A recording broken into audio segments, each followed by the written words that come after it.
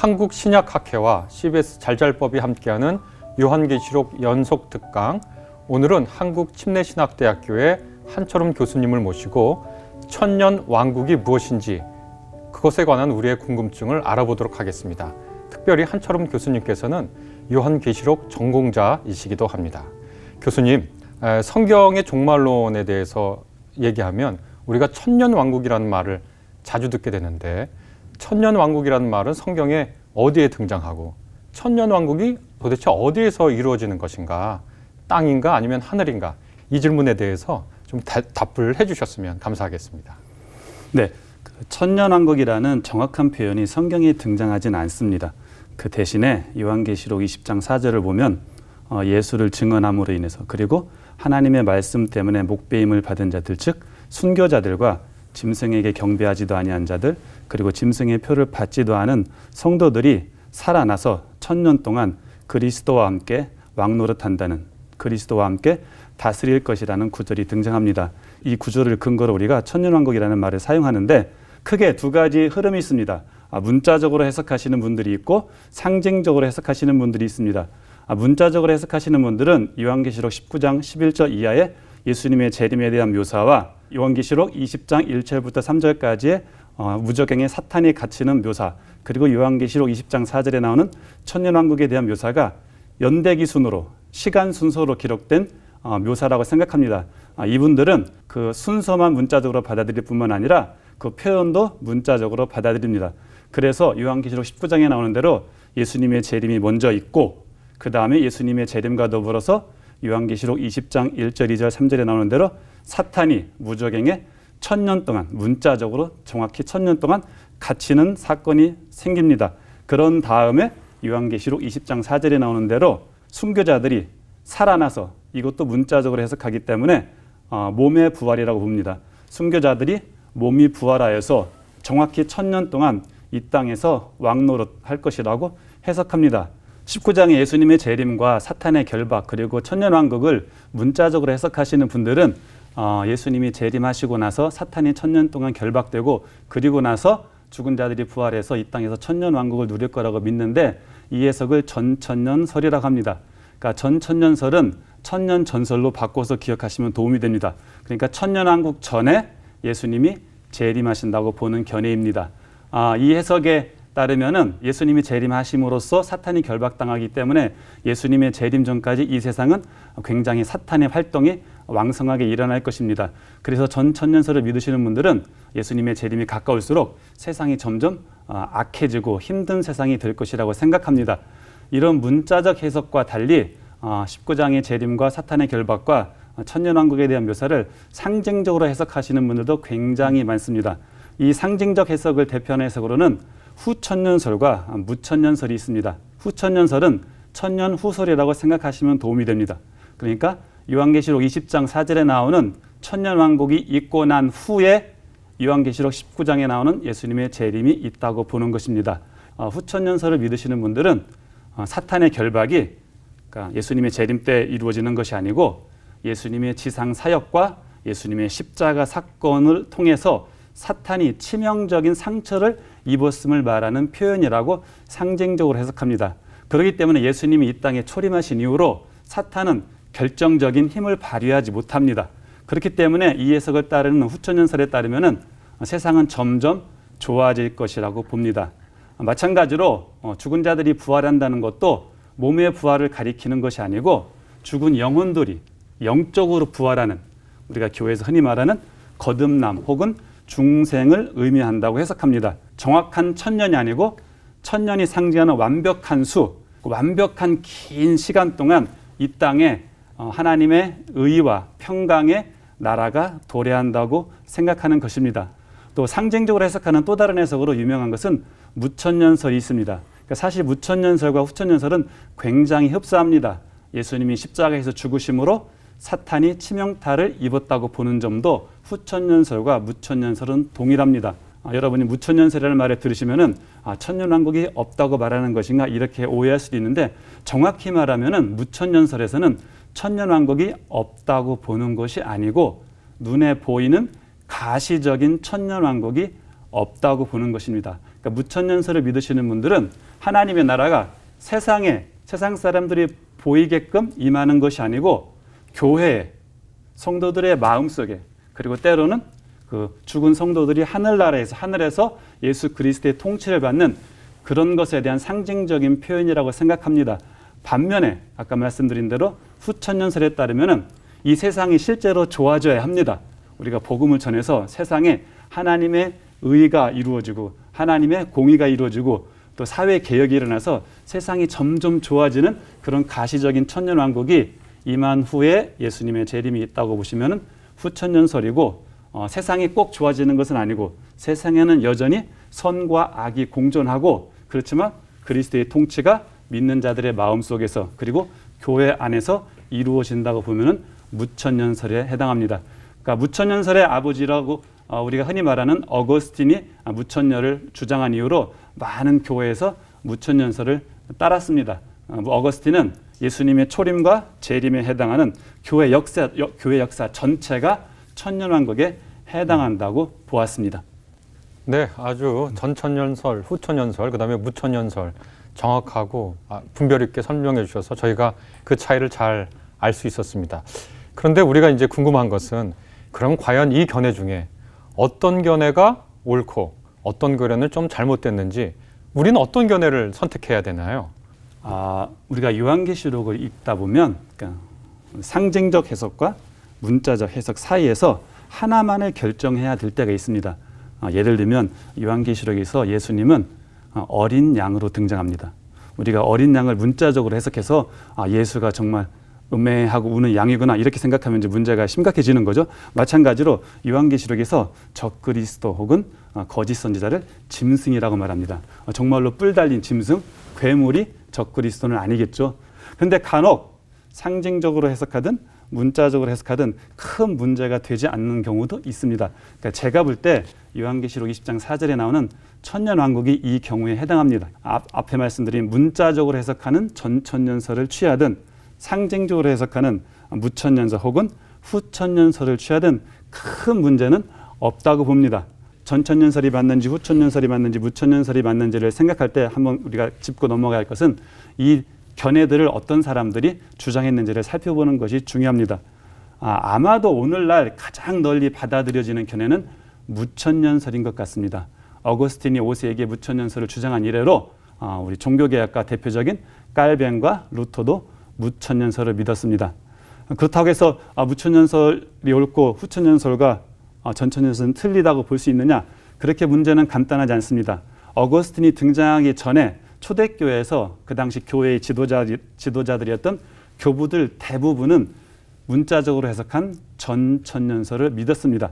전천년설의 장점은 세상이 점점 악해진다고 보기 때문에 전천년설을 믿으시는 분들은 세상이 아무리 악해져도 나는 믿음을 지키겠다, 배도하지 않겠다 하는 그런 어떤 결단력이라든가 도전 정신을 가지고 있는 그런 장점도 있습니다.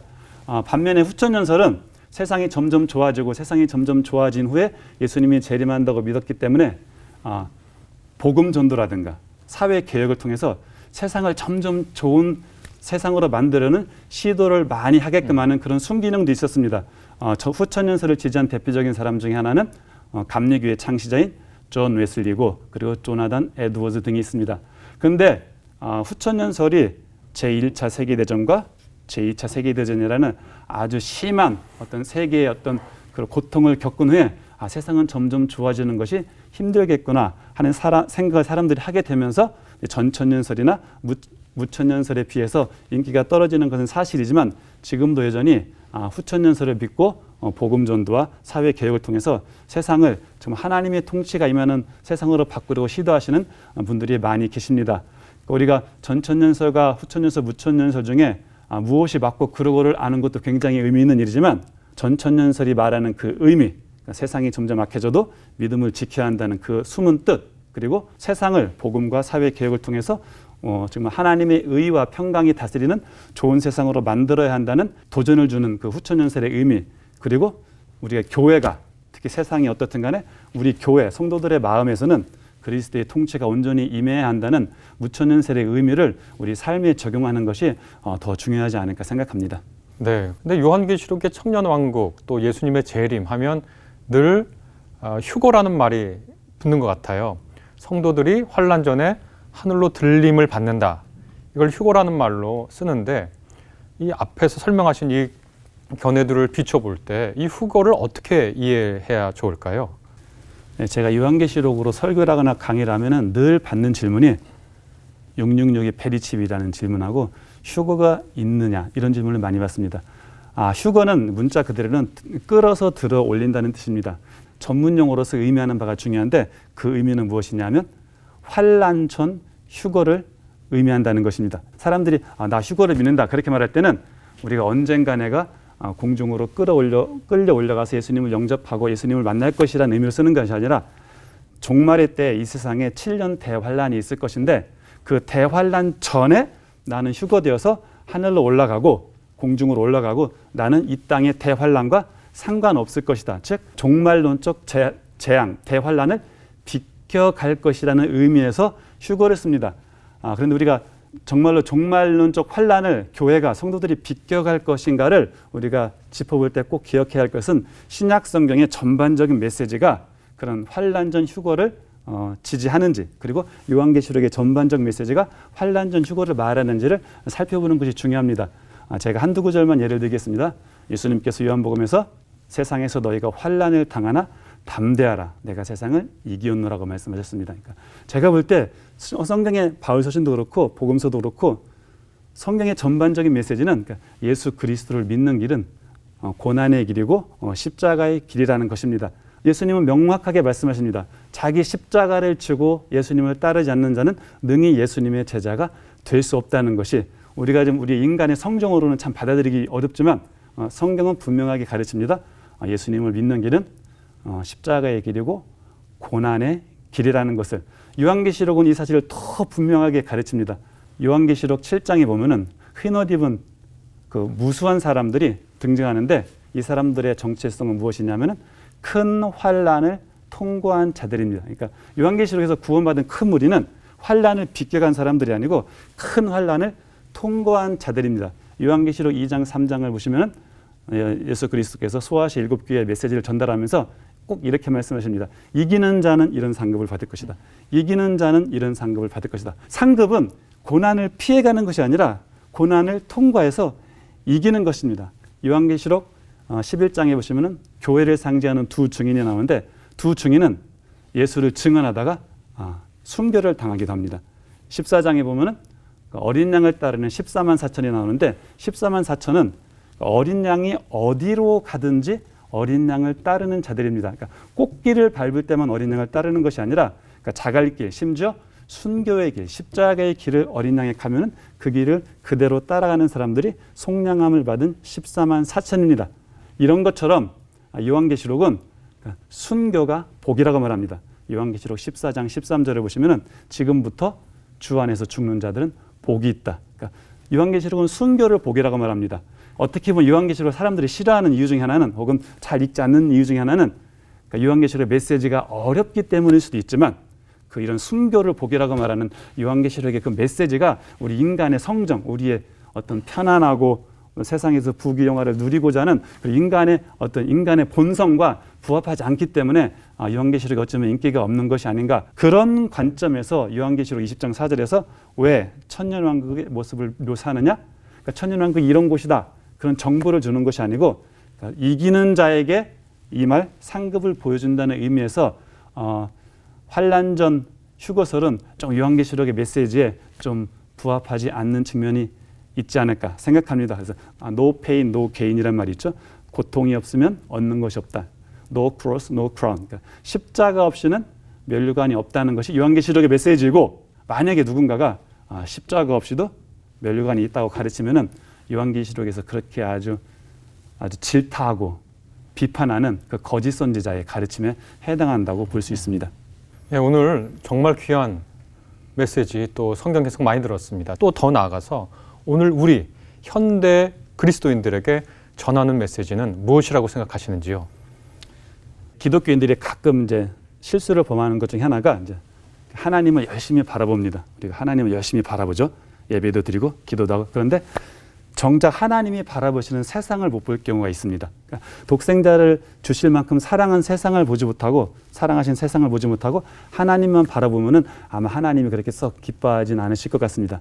우리가 손가락이 중요한 것이 아니고 손가락이 가리키는 그 대상이 중요한 것입니다.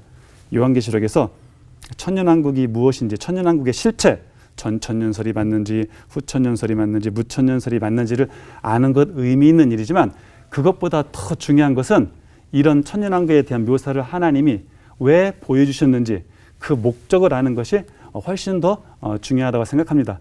정통 신학이란 말이 있습니다. 오르토독스라고 하는데 올바른 지식, 올바른 신념 굉장히 중요하지만 그것 못지않게 중요한 것은 그렇게 올바른 신념을 가진 당신이 그 신념에 부합하게 이 세상에서 어떻게 사느냐가 훨씬 더 중요하다고 저는 생각합니다. 요한계시록 20장 4절만 보지 마시고 20장 6절 한번 보시기 바랍니다. 이 첫째 부활에 참여하는 자들은 복이 있고 거룩하다라고 나옵니다. 첫째 부활에 참여하는 자들은 천년왕국의 주인공들을 가리키는데 천년왕국의 주인공들을 묘사하는 두 단어는 복이 있고 거룩하다입니다. 복이 있다는 것은 아까 제가 말씀드렸다시피 14장 13절에 따르면 순교자들입니다. 그래서 천년왕국의 첫 번째 주인공은 그 하나님의 말씀 때문에 그리고 예수 그리스도를 증거하느라 목배임 받은 자들, 순교자들이죠. 그들이 바로 거룩한 자들입니다. 이런 또 동일한 메시지가 요한계시록 19장 8절에도 등장합니다. 요한계시록 19장 8절을 보면은 어린 양의 신부, 어린 양의 아내에게 그러니까 교회를 상징하는 표현이죠. 어린 양의 아내 교회에 그 빛나고 깨끗한 세마포를 줍니다. 그런데 요한계시록에서 어떤 상징적인 의미를 설명하는 경우가 거의 없는데 이 부분에 있어서는 아마도 너무나 중요하기 때문이죠. 그 깨끗하고 빛나는 세마포의 의미가 무엇인지 설명합니다. 그것은 바로 성도들의 옳은 행실입니다. 요한계시록은 물론 믿음에 대한 얘기도 하지만 성도들이 어떻게 옳은 행실을 살아야 할지 어떻게 거룩하게 살아야 할지를 말하는 책인데 그 거룩한 삶의 핵심은 절정은 박해에 굴복해서 배도하지 않고 타협하지 않고 목숨을 내걸고 순교의 각오로 끝까지 믿음을 지키라는 것입니다. 그런 삶을 우리가 살아야 할 줄로 생각합니다. 한국신약학회와 CBS 잘잘법이 함께하는 요한계시록 연속특강, 오늘은 한국침례신학대학교의 한철음 교수님을 모시고 천년왕국 그리고 그것이 가지고 있는 오늘날의 신앙적 의미에 대해서 같이 공부했습니다. 우리 같이 계시록이 주는 오늘날 신앙의 의미를 다시 한번 생각했으면 좋겠습니다. 감사합니다. 감사합니다.